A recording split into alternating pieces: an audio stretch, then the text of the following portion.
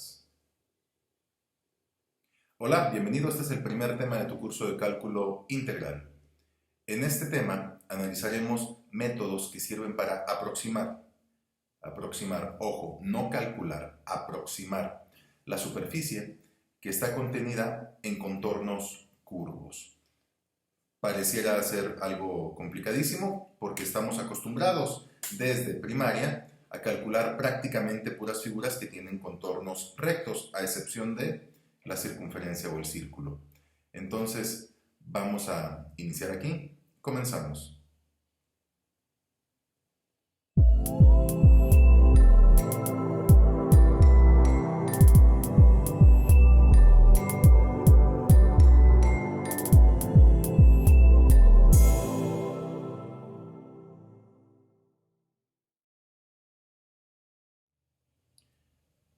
Bien, uno de los problemas, el que dio origen al cálculo integral, es la búsqueda de la medición de áreas, de superficies, de figuras cuyos contornos no son solamente rectos, que pueden incluir contornos curvos. Es un problema muy antiguo, desarrollado desde Arquímedes, previamente Antifonte, en fin, y dio origen al cálculo integral. Entonces vamos a analizar por el momento qué pasa cuando tenemos figuras cuyos contornos no son una línea recta como las que estamos acostumbradas. El primer método que se diseñó para ello es justamente el que hizo Antifonte. Llamado método de agotamiento, consistía en colocar figuras reiteradas dentro de una circunferencia hasta agotar, o fuera de la circunferencia, hasta delimitar lo más cercano posible la superficie de la misma circunferencia. Obviamente, nunca se logra el resultado exacto, pero al hacerlo reiterativamente se van obteniendo buenas aproximaciones. Sin embargo, uno de los problemas es que siempre queda un segmento como este. Obviamente, entre más figuras, pues el tamaño del segmento será menor, pero siempre existe un error. Pueden en muchos casos utilizarse diferentes tipos de figuras, triángulos, rectángulos, trapecios, cuadrados, y eso también nos lleva a hacer diferentes tipos de cálculos. Por lo tanto, cuando trabajamos con funciones como las que conocimos en cálculo diferencial, se complica un poco más el uso del método de agotamiento, que también se conoce como método de exhaustión. En algunas bibliografías aparece de esa manera. Para solucionar algunos de los problemas del método de agotamiento, surge la propuesta de colocar figuras que sea su superficie fácil de calcular, cuadriláteros, específicamente rectángulos, y además lograr que tengan una misma base para repetir, para hacer cíclico, prácticamente programable el proceso del cálculo de esta superficie. Es una propuesta interesante con un pequeño efecto: se desprecian grandes áreas. A menos que hiciéramos muchos rectángulos por debajo de la curva, el área que se desprecia es relativamente grande y por tanto la superficie que calcula es mucho menor que la real.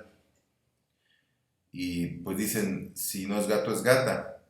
La siguiente propuesta son los polígonos circunscritos, que es todo lo contrario, por arriba, que tiene el mismo problema pero en el otro extremo. Es decir, ahora la superficie es mucho mayor. Y hubo quien dijo, como sería expresado por Cantinflas, ¿verdad? Ni bueno ni malo, sino todo lo contrario. ¿Qué pasaría si colocamos los rectángulos para que quede una parte por fuera y otra por dentro? Los podemos llamar polígonos compensados, de tal suerte que lo que se busca es que este pedacito que se está considerando de más compense esta otra fracción que se está despreciando.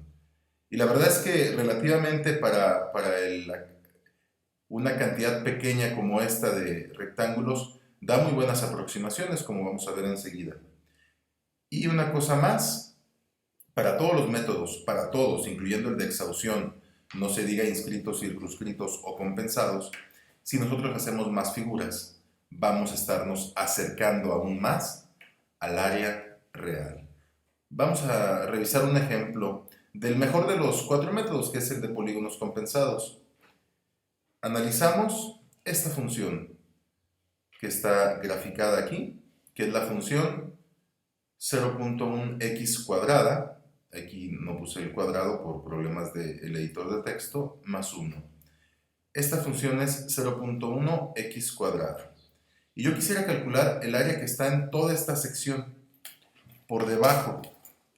Bueno, en este caso no es calcularla, es aproximarla.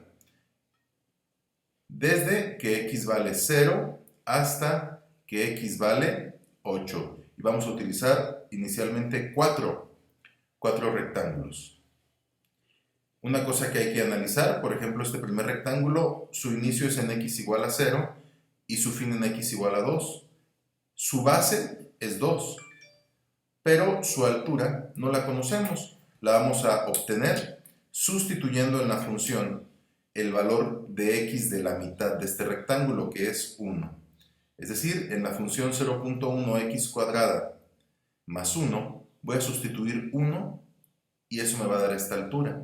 Eso significa que en el segundo rectángulo voy a sustituir 3. En el tercer rectángulo voy a sustituir 5, que es la mitad, y en el cuarto rectángulo voy a sustituir 7. Entonces, lo primero es calcular la base.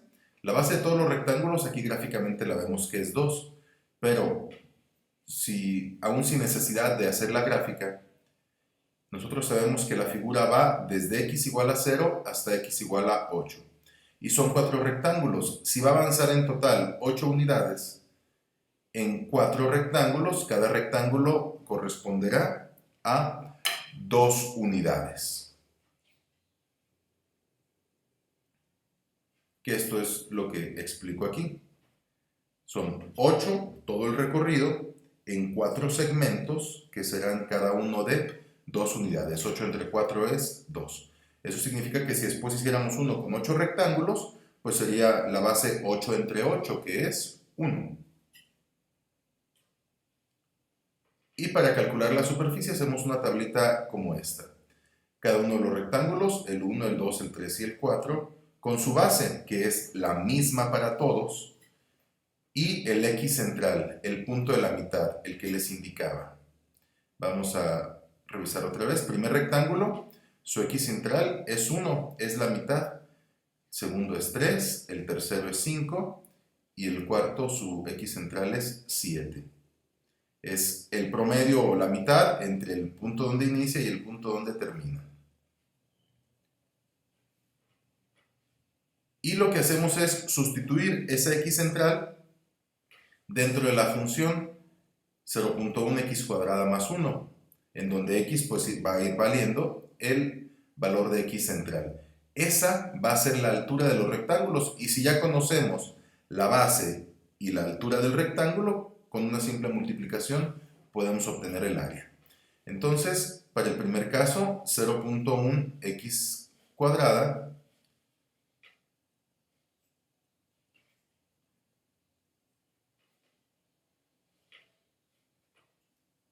0.1 por 1 al cuadrado más 1 es igual a 1.1.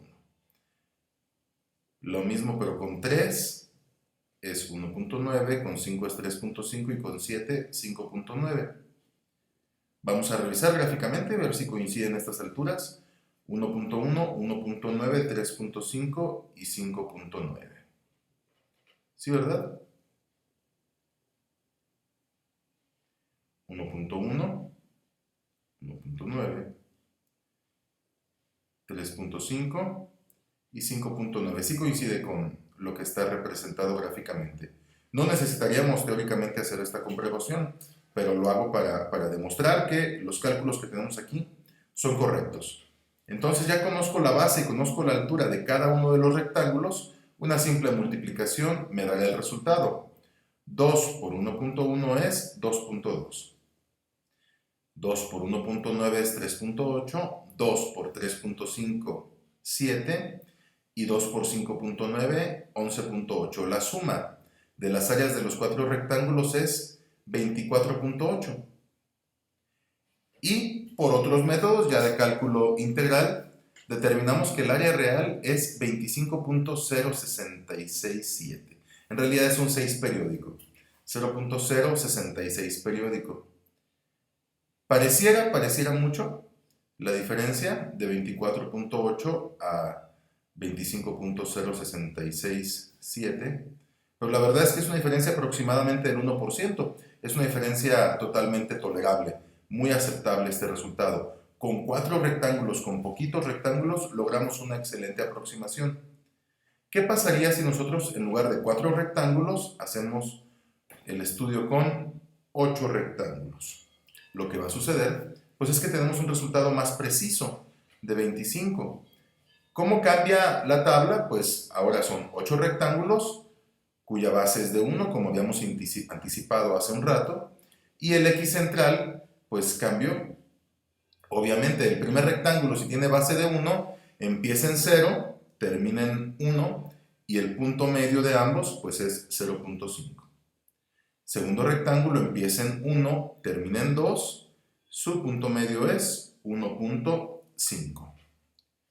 Sustituyendo los valores de X central en la función, obtenemos las alturas, y al multiplicar cada uno de los valores de la base, en este caso es muy sencillo porque es 1 de base por cada una de las alturas, pues tenemos el área. La suma de todas estas áreas es 25. 25 comparado con los 25.0667, pues es cada vez más cercano, ¿verdad? Ahora nuestro error es del 0.27%, es un error pequeñísimo, muy aceptable.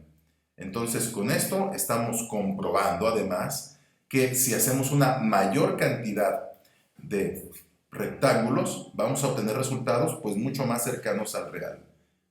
Aquí es donde a lo mejor viene algo que decepciona de escucharlo. El resultado exacto con todas sus decimales, con toda la precisión, lo vamos a obtener con una cantidad de rectángulos infinita. Así como se escucha. Ni con 1000, ni con 10.000, ni con 50.000 vamos a obtener el resultado exacto con todas sus decimales. Únicamente si hiciéramos una cantidad infinita de rectángulos, lo cual pareciera ser una contradicción o una imposibilidad, pero justamente aquí es donde entra la magia del cálculo integral, la aplicación de los límites que vimos en cálculo diferencial a un problema en específico, el problema del área, tal y como lo hicieron hace varios siglos Newton y Leibniz. Bien, hasta aquí el tema. En breve presentaremos algunos ejemplos más de aplicación del método de polígonos compensados. Pero por lo pronto, si tienes alguna duda puedes revisar nuevamente el video cuantas veces quieras o mandar tus dudas. Hasta aquí le dejamos y hoy más que nunca, no se amontonen.